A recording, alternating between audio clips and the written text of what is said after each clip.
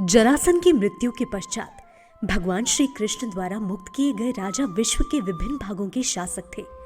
सैन्य बल में जरासंध इतना शक्तिशाली था कि उसने इन सभी राजकुमारों एवं राजाओं को पराजित कर दिया था, जिनकी संख्या 20,800 थी। वो सभी पहाड़ की एक गुफा में बंदी थे, जिसे किले के रूप में विशेष रूप से निर्मित किया गया था। उन्हें काफी समय से इसी प्रकार रखा गया था। जब भगवान श्री कृष्ण की कृपा से उन सबको मुक्त किया गया तो वो अत्यंत दुखी दिख रहे थे। वो फटेहाल थे और उनके चेहरे उचित शारीरिक देखभाल की कमी के कारण सूख गए थे। भूख के कारण वो अत्यंत कमजोर हो गए थे और उनके चेहरे पर सुंदरता और चमक का अभाव था। राजाओं के द्वारा इतने लंबे काल तक बंदी रहने की वजह से उनके शरीर का प्रत्येक भाग सुस्त और दुर्बल हो गया था। वैसे तो जीवन की उस दुखमय स्थिति में पीड़ा उठाने के पश्चात भी उनके पास क्योंकि भगवान श्री कृष्ण को स्मरण करने का अवसर था। अब अपने सम्मुख उन्होंने भगवान श्री कृष्ण का दिव्य शरीर देखा, जो आकाश में आए हुए नवीन बादल के वर्ण के समान था। वो उनके सम्मुख सुंदर पीले रेशमी वस्त्रों में श्री विष्णु के समान 4 भुजाओं सहित और हाथों में गदा, शंख, चक्र और कमल पुष्प धारण किए प्रकट हुए। उनकी छाती पर स्वर्ण रेखाओं के निशान थे और उनके वक्ष के स्तनाग्र कमल पुष्प के चक्र के समान प्रतीत हो रहे थे।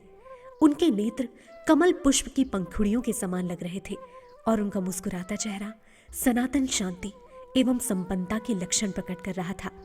उनके चमकते हुए कर्णफूल सुंदर लग रहे थे और उनका मुकुट बहुमूल्य रत्नों से अलंकृत था। श्री भगवान की मोतियों की माला और कंगन उनके शरीर पर बहुत ही उपयुक्त जगह पर स्थित थे। वो दिव्य सुंदरता के कारण चमक रहे थे। उनकी छाती पर लटकता हुआ कौस्तुभ मणि अत्यधिक कांति के साथ चमक रहा था। श्री भगवान ने पुष्प की एक सुंदर माला पहन रखी थी।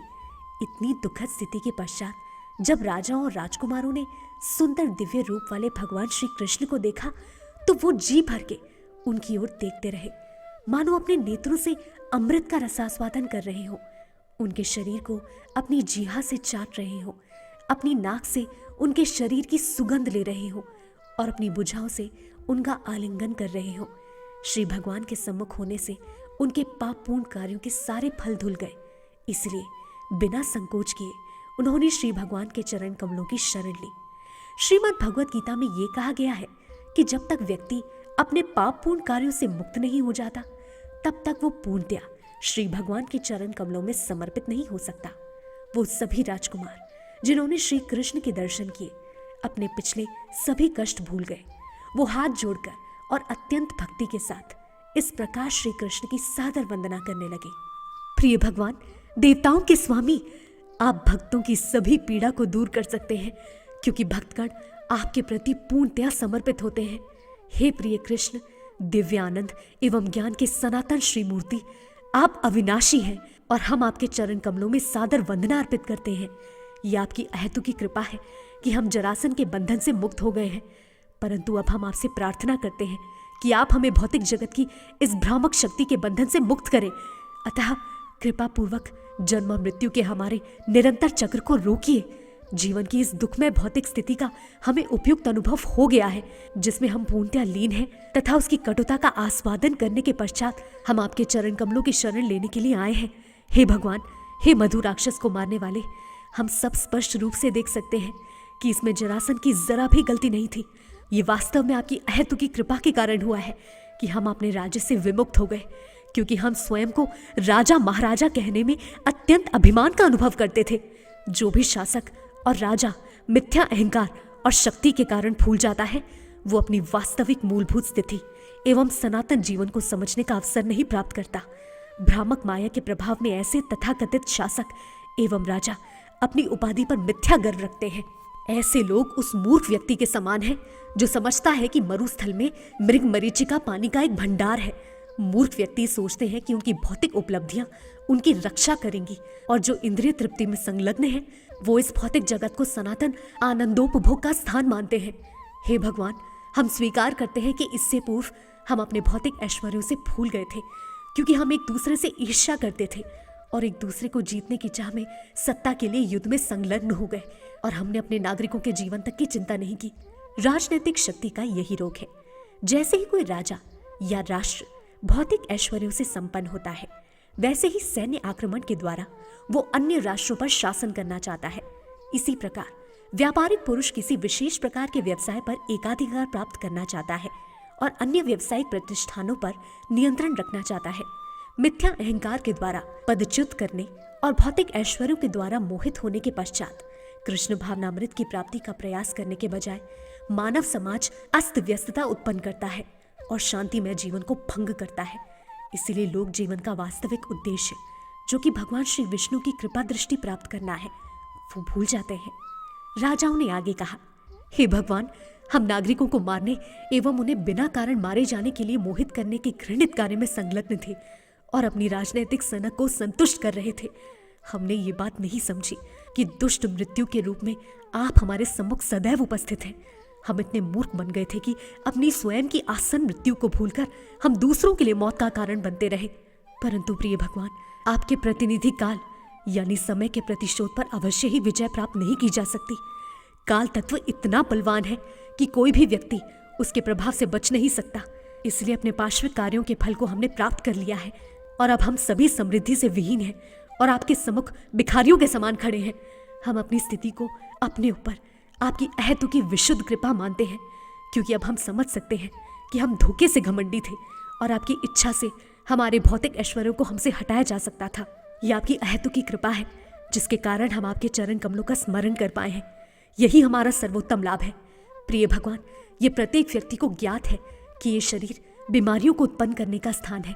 अब हम पर्याप्त वृद्ध हो चुके हैं एवं अपने शरीर की शक्ति पर अभिमान करने के बजाय हम प्रत्येक दिन दुर्बल होते जा रहे हैं।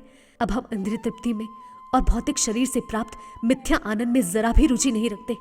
आपकी कृपा से हम इस निष्कर्ष पर पहुंचे हैं कि भौतिक आनंद के लिए उत्कंठा करना रेगिस्तान की मृग मरीचिका में जल की खोज करने के समान है। हम अपने पुण्य कर्मों के परिणाम में रुचि नहीं रखते। उदाहरणार्थ, स्वर्गीय लोगों को प्राप्त करने के लिए महायज्ञों का संपादन करने में हमारी रुचि नहीं है। अब हम समझते हैं कि जीवन के उच्च भौतिक स्तर में उन्नति आकर्षक लग सकती है, परंतु वास्तव में इस भौतिक जगत में आनंद नहीं हो सकता। हम आप श्रीमान से प्रार्थना करते हैं कि आप हमें ये बताने की कृपा करें कि किस प्रकार हमें आपके चरण कमलों की दिव्य सेवा में संलग्न होना चाहिए, जिससे हम आप श्रीमान से अपने शाश्वत संबंध को कभी ना भूल सकें। हम इस भौतिक बंधन से मुक्ति नहीं चाहते। आपकी इच्छा से हम जीवन की किसी भी योनि में जन्म ले सकते हैं। हम केवल यही प्रार्थना करते हैं कि किसी भी परिस्थिति में आपके चरण कमलों को ना भूलें। प्रिय भगवान, अब हम आपकी सादर वंदना करके आपके चरण कमलों में समर्पित होते हैं, क्योंकि आप परम भगवान वासुदेव नंदन श्री कृष्ण हैं। आप प्रत्येक के हृदय में स्थित परमात्मा है और आप भगवान श्री हरि हैं, जो भौतिक अस्तित्व की दुखद स्थितियों को छीन सकते हैं। प्रिय भगवान, आपका नाम आनंद का भंडार श्री गोविंद है। जो व्यक्ति आपकी इंद्रियों को तृप्त करने में लीन रहता है, वो अपने आप ही अपनी इंद्रियों को तृप्त कर लेता है। इसलिए आपको श्री गोविंद के नाम से जाना जाता है। प्रिय प्रभु, आप नित्य प्रसिद्ध हैं, क्योंकि आप अपने भक्तों के सभी दुखों को दूर कर सकते हैं। इसलिए कृपा करके आप हमें अपना समर्पित सेवक स्वीकार करें। जरासन के बंदी गृह से छूटे हुए सभी राजाओं की प्रार्थनाएं सुनने के पश्चात बद्ध जीवात्माओं के रक्षक एवं भक्तों के लिए कृपा सागर श्री कृष्ण ने अपनी मधुर दिव्य ध्वनि में उत्तर दिया, जो गंभीर एवं अर्थपूर्ण थी। मेरे प्रिय राजाओं, मैं तुम्हें आशीर्वाद देता हूँ। इस दिन से तुम सदैव मेरी भक्ति में अवश्य ही संलग्न रहोगे। मैं तुम्हें ये वरदान देता हूँ, जैसा कि तुम्हारी इच्छा है। तुम्हें मैं सूचित करता हूँ कि मैं सदैव तुम्हारे हृदय में परमात्मा बनकर निवास करता हूँ, और क्योंकि तुम लोगों ने अब मेरा आश्रय लिया है, इसलिए सबका स्वामी मैं तुम्हें अच्छा परामर्श दूंगा, जिससे तुम मुझे कभी नहीं भूलोगे और जिससे तुम धीरे धीरे अपने धाम भगवत धाम को पुनः वापस आ जाओगे। मेरे प्रिय राजाओं, भौतिक आनंद को त्याग कर मेरी भक्ति करने की तुम लोगों की धारणा वास्तव में तुम्हारे सौभाग्य का लक्षण है।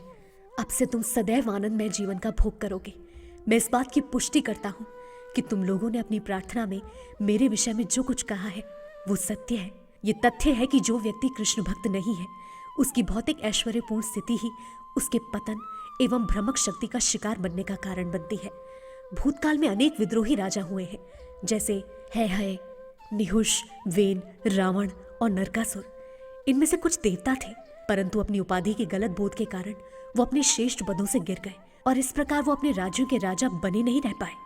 बद्ध जीवन के बंधन में खोकर तुम सबको ये समझना चाहिए कि प्रत्येक भौतिक वस्तु का प्रारंभिक बिंदु उत्पत्ति, विकास, स्थिति, पुनरुत्पादन, ह्रास और अंततः विनाश होता है। सभी भौतिक शरीर इन 6 स्थितियों के अधीन होते हैं। इस शरीर के द्वारा जो भी संबंध उपलब्धियां एकत्रित की जाती हैं, उसका विनाश अवश्य ही होता है। इसीलिए किसी भी व्यक्ति को नाशवान वस्तुओं से संबंध नहीं रखना चाहिए। जब तक व्यक्ति इस प्राकृतिक शरीर में बंध रहता है, तब तक उसे सांसारिक कार्यकलापों से सावधान रहना चाहिए। इस भौतिक जीवन का सर्वश्रेष्ठ मार्ग मेरी दिव्य भक्ति में समर्पित हो जाना और ईमानदारी के साथ जीवन की अपनी विशेष स्थिति के निर्धारित कर्तव्यों का पालन करना है। जहां तक तुम लोगों का प्रश्न है, तुम लोग तो क्षत्रिय वंश के हो, इसीलिए तुम्हें राजोचित पद्धति के योग्य निर्धारित कर्तव्यों के अनुसार ईमानदारी के साथ जीवन व्यतीत करना चाहिए। तुम्हें अपने नागरिकों को प्रत्येक दृष्टि से प्रसन्न रखना चाहिए। क्षत्रिय जीवन के स्तर को बनाए रखो। इंद्रिय तृप्ति के कारण बच्चों की उत्पत्ति मत करो, बल्कि सामान्यतः लोगों के कल्याण का कार्यभार संभालो। अपने पिछले जीवन की दूषित इच्छाओं के कारण प्रत्येक व्यक्ति इस भौतिक जगत में जन्म लेता है। इस प्रकार वो प्रकृति के कठोर नियमों जैसे जन्म और मृत्यु, सुख और दुख, लाभ और हानि के अधीन हो जाता है। व्यक्ति को द्विविध विचारों से विचलित नहीं होना चाहिए, बल्कि मेरी सेवा में स्थिर रहना चाहिए। जो इस प्रकार ये जानकर कि सभी वस्तुएं मेरे द्वारा उपलब्ध कराई जाती हैं, मन में स्थिर रहते हैं और सभी परिस्थितियों में संतुष्ट रहते हैं और मेरी भक्ति में संलग्न रहकर उनमें अविचलित रहते हैं, वो इस प्रकार इस भौतिक परिस्थिति में रहकर भी सुखी और शांति में जीवन व्यतीत कर सकते हैं। दूसरे शब्दों में, प्रत्येक व्यक्ति को इस शरीर और उसकी उत्पत्ति के प्रति निर्मम रहना चाहिए और उसे अप्रभावित रहना चाहिए। उसे जीवात्मा के लाभ के लिए पूर्णतया संतुष्ट रहना चाहिए और स्वयं को परमात्मा की सेवा में व्यस्त रखना चाहिए। व्यक्ति को अपना मन मुझ पर केंद्रित करना चाहिए। उसे मेरा भक्त बनना चाहिए, उसे मेरी उपासना करनी चाहिए और उसे केवल मेरी ही सादर वंदना करनी चाहिए। इस प्रकार व्यक्ति बहुत सरलतापूर्वक अज्ञान के महासागर को पार करके अंत में मुझे प्राप्त कर सकता है। निष्कर्ष ये निकलता है कि तुम्हारा जीवन सदैव मेरी सेवा में लगा रहना चाहिए। राजाओं एवं राजकुमारों को उपदेश देने के पश्चात भगवान श्री कृष्ण ने तत्काल उनके विश्राम की व्यवस्था की और अनेक सेवकों एवं सेविकाओं को उनकी देखरेख करने के लिए कहा। श्री कृष्ण ने जरासन के पुत्र सहदेव से निवेदन किया कि वो राजाओं की सभी आवश्यकताओं की पूर्ति करे और उनके प्रति पूर्ण आदर एवं सम्मान का प्रदर्शन करे। श्री कृष्ण के आदेश का निष्पादन करते हुए सहदेव ने उन्हें पूर्ण सम्मान दिया और उनको आभूषण, वस्त्र, मालाएं और अन्य सामग्रियां भेंट में दी। स्नान करके एवं नवीन वस्त्र धारण करने के पश्चात सभी राजा प्रसन्न एवं सौम्य प्रतीत हुए। तत्पश्चात उन्हें अच्छी भोजन सामग्री उपलब्ध कराई गई। भगवान श्री कृष्ण ने उनकी सुविधा के लिए सब कुछ उपलब्ध कराया, जो कि उनकी राजकीय स्थिति के अनुकूल था। राजाओं के साथ श्री कृष्ण ने अत्यंत दयालुता से व्यवहार किया, इसलिए उन्होंने परम आनंद का अनुभव किया। उनके चमकते चेहरे बरसात के मौसम के बाद आकाश में प्रकट होने वाले तारों के समान प्रतीत हो रहे थे। वो बहुत ही उत्तम रीति से सुसज्जित और अलंकृत थे और उनके कर्णफूल चमक रहे थे। उसके पश्चात प्रत्येक राजा को स्वर्ण एवं रत्नों से अलंकृत रथ पर बिठाया गया, जिन्हें सुसज्जित घोड़े खींच रहे थे। ये देखने के पश्चात की सभी की देखभाल की गई है। श्री कृष्ण ने अपनी मधुर ध्वनि में राजाओं को अपने अपने निजी राज्यों में लौट जाने के लिए कहा। विश्व के इतिहास में अपने अद्वितीय व्यवहार के द्वारा भगवान श्री कृष्ण ने उन सभी राजाओं को मुक्त कर दिया जो जरासन के चंगुल में फंसे हुए थे। पूर्णतया संतुष्ट होकर सभी राजा उनके पवित्र नाम का गान करने, उनके पवित्र रूप का स्मरण करने और श्री भगवान के रूप में उनकी दिव्य लीलाओं को महिमा मंडित करने के कार्य में संलग्न हो गए। इस प्रकार श्री भगवान की सेवा में संलग्न होकर वो अपने निजी राज्यों में लौट गए। उनके राज्यों के नागरिक उन्हें वापस आया देखकर अत्यंत प्रसन्न हुए और जब उन्होंने श्री कृष्ण के उदार व्यवहार के विषय में सुना तो वो अत्यधिक प्रसन्न हुए। भगवान श्री कृष्ण के उपदेशों के अनुसार सभी राजाओं ने अपने राज्यों के कार्यों को संचालित किया और उन सभी राजाओं एवं उनकी प्रजा ने अपना जीवन आनंद पूर्वक व्यतीत किया। कृष्ण भावनामृत संघ इसका सजीव उदाहरण है। यदि इस विश्व के सभी लोग समाज को अपने भौतिक गुणों के अनुसार भौतिक एवं आध्यात्मिक उन्नति के लिए 4 वर्णों में विभाजित कर दे, जो श्री कृष्ण पर केंद्रित हो और श्रीमद् भगवत गीता के अनुसार श्री कृष्ण के उपदेशों का पालन करते हो, तो संपूर्ण मानव समाज अवश्य ही प्रसन्नचित्त रहेगा। अतः भीमसेन के द्वारा जरासन का विनाश करने और जरासन के पुत्र सहदेव के द्वारा उचित रूप से सम्मानित होने के पश्चात भीमसेन और अर्जुन सहित श्री कृष्ण हस्तिनापुर लौटे। जब वो हस्तिनापुर की सीमा क्षेत्र में आ गए तब उन्होंने अपना शंख बजाया और उसकी ध्वनि सुनकर एवं जानकर कि कौन आ रहा है सभी लोग अत्यंत प्रफुल्लित हो उठे। परंतु उस शंख की ध्वनि सुनकर श्री कृष्ण के शत्रु अत्यंत उदास हो गए। इंद्रप्रस्थ के नागरिकों ने श्री कृष्ण के शंख की ध्वनि सुनने मात्र से अपने हृदय में आनंद का अनुभव किया, क्योंकि वो समझ सकते थे कि जरासंध का वध हो चुका है। अब महाराज युधिष्ठिर द्वारा राजसूय यज्ञ का संपन्न होना लगभग निश्चित हो गया था। भगवान श्री कृष्ण, श्री अर्जुन एवं श्री भीमसेन महाराज युधिष्ठिर के सम्मुख आए और उन्होंने महाराज के प्रति अपना सम्मान प्रदर्शित किया। महाराज युधिष्ठिर ने ध्यानपूर्वक जरासंध के वध और राजाओं की मुक्ति के विषय में सुना। उन्होंने श्री कृष्ण द्वारा अपनाई गई युक्ति के विषय में भी सुना। महाराज युधिष्ठिर स्वाभाविक रूप से श्री कृष्ण के प्रति स्नेही थे, परंतु संपूर्ण कथन सुनने के पश्चात श्री कृष्ण के प्रति उनका प्रेम और अधिक बढ़ गया। उनके नेत्रों से आनंद के आंसू बह चले और वो इतने चकित हो उठे कि वो बोलने में लगभग असमर्थ थे। अगले एपिसोड में हम जानेंगे शिशुपाल के उद्धार के बारे में। हरे कृष्णा।